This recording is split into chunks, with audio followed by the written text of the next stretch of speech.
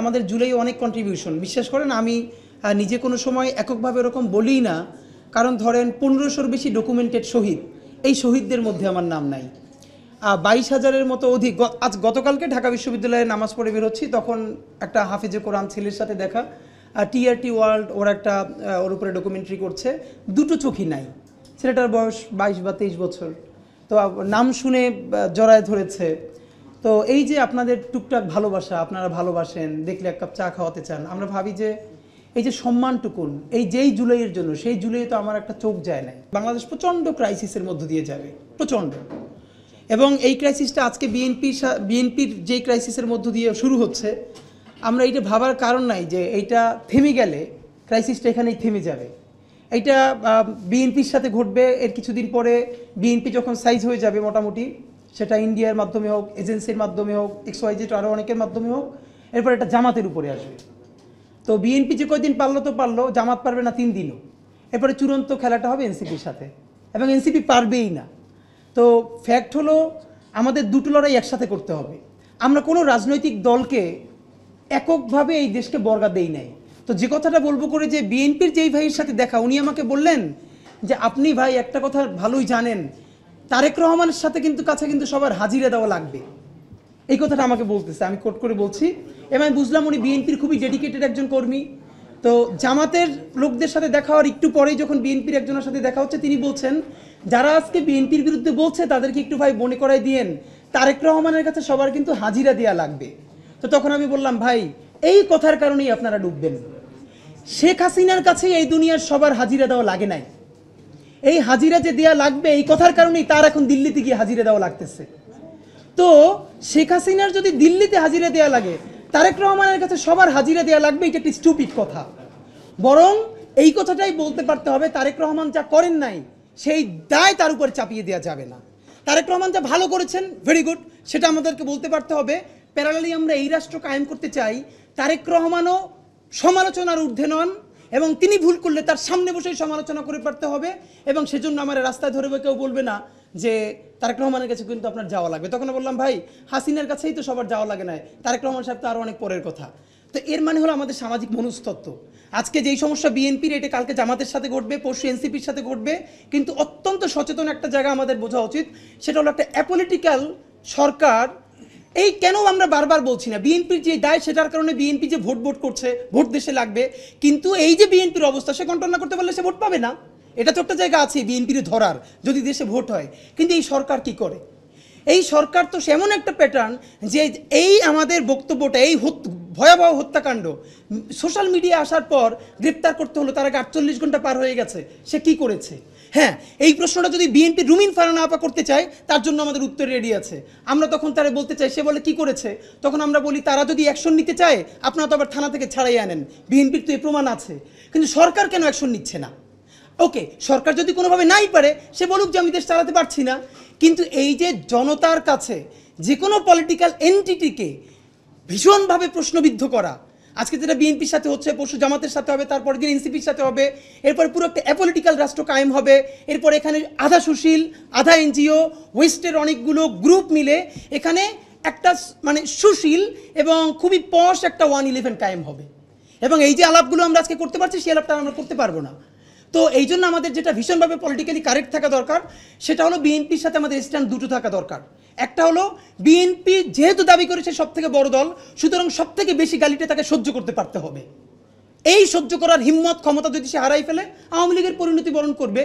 কিন্তু এর মানে এই না যে আমরা আজকে খুবই বাজে একটা কাজ হয়েছে, আমি জানি না এটা কারা করেছে, নাবুজি করেছে, এটা আমাদের জুনিয়রদেরকে বুঝাতে হবে। দেখলাম যে মিডফোর্ডের দিকে মনে হয় আমাদের আইডিয়াল কলেজের কিছু ছোটো ভাইয়েরা গিয়ে সেখানে শহীদ জিয়ার ছবি অবমাননা করেছে, খুবই বাজে কাজ। এই অর্থে বাজে কাজ, এজন্য আপনার বিএনপির এজেন্ট বললে কোনো লাভ নাই। বাংলাদেশ শহীদ জিয়া বিএনপির একক অ্যাসেট না, ইভেন আমরা তো বেগম খালেদা জিয়াকেও বিএনপির একক অ্যাসেট বলি না। শহীদ জিয়া বাংলাদেশপন্থী রাজনীতির যে আইকনের জায়গা, সেটাকে যদি আপনি ধ্বংস হতে দেন, তাহলে বাংলাদেশপন্থী রাজনীতিটা দাঁড়াবে কিসের উপর? প্রত্যেকটা দেশে পলিটিক্সের জন্য, নেশন বিল্ডিংয়ে, স্টেট বিল্ডিংয়ে তার কিছু ক্যারেক্টার দরকার, কিছু আইকন দরকার, কিছু হিরোজ দরকার। তো আমাদের হিরো কারা হবে? শহীদ জিয়ার মতো সৎ একটা ক্যারেক্টার গত 100-200 বছরে কি বাংলাদেশে এসছে? তো এটাকে আমরা জাতীয় সম্পদে রাখবো না? হ্যাঁ, বিএনপির আমরা বলবো যে এই নাম সেল করে চাঁদাবাদি চলবে না, পাথর মেরে হত্যা চলবে না।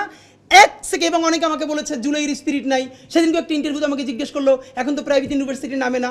তো ওই দিন যে কথাটা বলেছি আজকে আমি ভীষণ নিজের প্রতি মানে আল্লাহর প্রতি কৃতজ্ঞ যে আমি এই কথাটা আমার মনে হয়েছে। আমি বলেছি দেখেন আবারও যেদিন এরকম কোনো বাজে কাজ হবে, কোনো কারো লিডারশিপের অপেক্ষা না করে প্রাইভেট ইউনিভার্সিটি প্রত্যেকটা নেমে আসবে।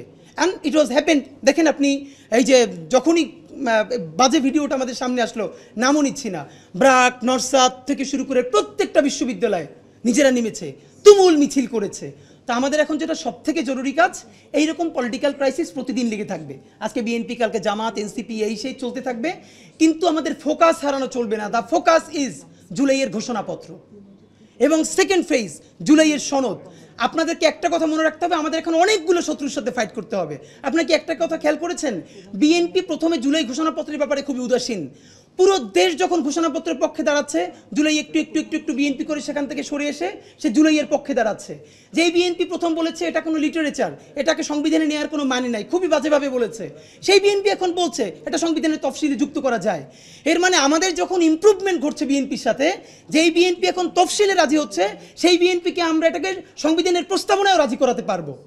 এবং যখনই বিএনপি এই জুলাইয়ের পক্ষে রাজনীতিটা একটু একটু অ্যাক্টিভ হচ্ছে, জনতার পক্ষে দাঁড়াচ্ছে, খুবই কমন ব্যাপার, ইন্ডিয়ান হেজিমনি তার বিরুদ্ধে দাঁড়াচ্ছে, এখানে ইন্ডিয়ান এস্টাবলিশমেন্ট তো সব আছে তার সাথে। সুতরাং এই পলিটিক্যাল ক্যাওয়াস তৈরি করতে গিয়ে এর মানে আমরা বিএনপিকে কোনো ব্ল্যাঙ্ক চেক দিব না, জামাতকেও না, এনসিপিকেও না, প্রত্যেককে আমরা ধরবো। কিন্তু ফ্যাক্ট ইজ আমরা যেমনি পারি, যেভাবে পারি, এই জুলাইয়ের মধ্যে জুলাইয়ের ঘোষণাপত্র আমাদেরকে আদায় করে নিতেই হবে। জুলাইয়ের ঘোষণাপত্র যদি আমরা আদায় না করে করতে পারি, আপনারা মনে রাখবেন আমরা ফেল করেছি। এক বছর পরে আমরা কি নিয়ে গল্প করছি, এখন কতজনকে টাকা ফেরত দেওয়া হচ্ছে হজ করে আসার পরে, এগুলো ভালো কাজ, এই সরকার অনেকগুলো ভালো কাজ করেছে। 13 নম্বর 14 নম্বর গুরুত্বপূর্ণ কাজ, সব থেকে গুরুত্বপূর্ণ কাজ জুলাইয়ের ঘোষণাপত্র। নাম্বার 2, সেই ঘোষণাপত্রের নিরিখে, গণ অভ্যুত্থানের নিরিখে নতুন বাংলাদেশ যে বলছেন সেটা কিভাবে চলবে, এই যে পার্লামেন্টের উচ্চকক্ষ নিম্নকক্ষ থেকে শুরু করে যত আমূল সংস্কার, সেইটার নিরিখে জুলাই সনদ, এইটা যদি শুরু হয়ে যায়, আমি আপনাদেরকে লিখে দেই, বিএনপি চাইলেও পুরনো রাজনীতি থেকে বের হয়ে আসতে পারবে না, তার দল ভেঙে যাবে, পারবে না। ইভেন এনসিপি আজকে যে কারণে বলছে, এনসিপি এখন পর্যন্ত পলিটিক্সটা ফুল ফেজ শুরুই করে নাই, এই জন্য সে বলতে পারছে। কিন্তু এটা তো সত্য কথা, আওয়ামী লীগের পুনর্বাসন ছাড়া এনসিপির পলিটিক্স দাঁড়াবে না। তো আমাদের স্ট্যান্ড কি? আমরা বলেছি বাংলাদেশে যত আওয়ামী লীগ আছে, এর মধ্যে যারা গণহত্যা করেছে এদেরকেও বিচার করে ফেলেন, যাদের ক্রিমিনাল অফেন্স আছে, গুম করেছে, খুন করেছে, আয়নাঘর করেছে, ধর্ষণ করেছে, এটা কত হবে? 1%, 2%, ম্যাক্সিমাম 5%। বাকি 15% ভোটার বা আওয়ামী লীগকে আপনি কী করবেন?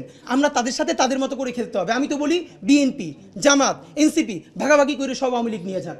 এর মানে আজ থেকে 20-30 বছর পরে যখন আওয়ামী লীগ আসবে, কেউ একটা আওয়ামী লীগ আর খুঁজে পাওয়া যাবে না। আপনি যাদেরকে ভাগ করে ফেলতে হবে, তা আপনি ভাগ না করলে আপনি কি করবেন?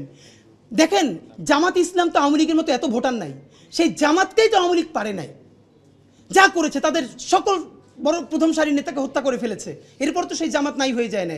সুতরাং আওয়ামী লীগকে আমাদের কি করতে হবে? আগে তাদের বিচার করে ফেলতে হবে, বিচারের পর যাদের হাতে কোনো দোষ নাই আপনি ট্রুথ অ্যান্ড রিকনসিলিয়েশন কমিশন করেন, তওবা কমিশন করেন, তারা মাফ চাক, এরপরে বিএনপি নিক, এনসিপি নিক, জামাত নিক, সবাই ভাগাভাগি করে নিয়ে যান, কিন্তু এই তওবা কমিশনের আগে না। এবং রুমিনাপা কি বলেছেন? রুমিনাপা বলেছেন যে বিদেশে ট্রুথ অ্যান্ড রিকনসিলিয়েশন কমিশন হয়েছে, কিন্তু এর মধ্যে একটা কথা উনি বলেন নাই, পৃথিবীর কোনো দেশে যেসব জায়গায় মেসকিলিং বলি, মার্ডার বলি, গণহত্যা বলি, জাস্টিস হওয়ার আগে কোথাও রিকনসিলিয়েশন হয় নাই।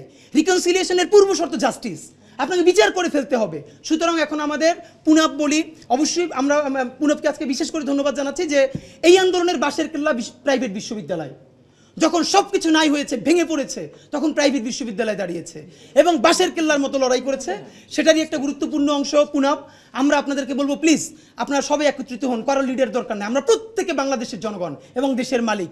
আমাদের একমাত্র কাজ, বিশ্বাস করেন, আমরা সবাই মিলে যদি এই জুলাইয়ের মধ্যে জুলাই ঘোষণাপত্র আদায় করতে না পারি, আপনিও থাকবেন না, আমরাও থাকবো না, এবং এই পলিটিক্যাল ক্রাইসিসের মধ্য দিয়ে শুধু একটা কাজই করা হবে, আওয়ামী লীগকে ফেরত আনার ব্যবস্থা করা হবে। ঠিক তার আগে যদি আমরা সংবিধানে অথবা যেভাবে পারি জুলাই ঘোষণাপত্র, জুলাই সনদ দাঁড় করাতে পারি, তাহলে নতুন বাংলাদেশ যেটা বলি এটার প্রথম ফেজ শুরু হবে। বিএনপি ওই সংবিধানের কারণেই নতুন পলিটিক্স করতে বাধ্য হবে, জামাত নতুন পলিটিক্স করতে বাধ্য হবে। এবং আমি যে এত ভালো কথা বলি, আমি চাইলেও চাঁদাবাজি করতে পারবো না, কারণ ওই মেকানিজমটাই থাকবে না।